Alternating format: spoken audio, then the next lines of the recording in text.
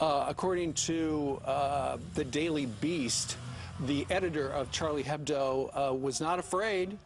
He said, quote, "If the extremists are not amused by our cartoons, they don't need to buy them." Wow. Joining us right now is a senior fellow at the Foundation for the Defense of Democracy, David Gartenstein-Ross. Good morning to you, David. Good morning. Terrible pictures and images we're getting out of Paris. You think that the rise of social media may have something to do with this?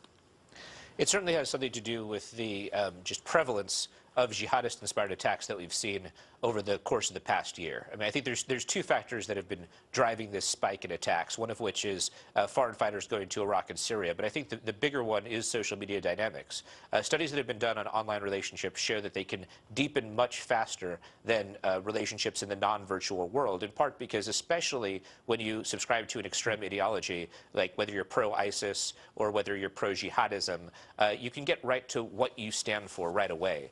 There's much more of a cost when you're dealing with people face-to-face to doing so. And normally terrorism is a group thing, but you've seen much more lone wolf attacks that have been inspired specifically by ISIS during the course of 2014 than you normally see. And I think part of the reason is because social media can stand in and serve as that group dynamic. How do you keep up then, David? I mean, I'm thinking this broad reach that ISIS has and terrorists have in terms of recruitment online. How do we keep up with that in terms of security?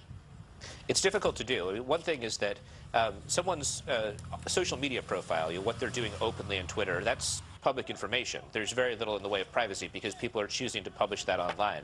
So one thing intelligence services are looking at is how is it that you determine whether someone's a radicalization risk? And then secondly, especially when someone might be a lone wolf attacker, how is it that you have a legal solution? Because when you have a group, there can be a conspiracy, even if they haven't taken an act that's otherwise illegal. But for an individual, you can't conspire with yourself. But, David, here's what stands out. You're the counterterrorism expert and one of the best in the country.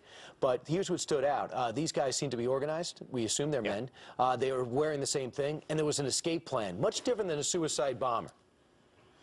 Absolutely. This was organized in advance. It's a fairly sophisticated attack and one that was quite successful in its execution. That it's indicative of a number of things, including that they knew the turf pretty well. I think that when all is said and done and we're able to actually review what happened, they'll probably have cased this and done something equivalent to a dry run at least once, just judging from the early coordination of the attack. Although, let me caveat all that by saying that early reports on attacks, even when we have video like we do here, almost always contain a few things that are a little bit out of place. And we do have a lot of video because in addition to this particular newspaper, there were also a number of other media outlets in that same building. David Gartenstein-Ross, we thank you very much for joining us live. Apparently, the families of those who were involved in this are being held in the building next door at this hour by police.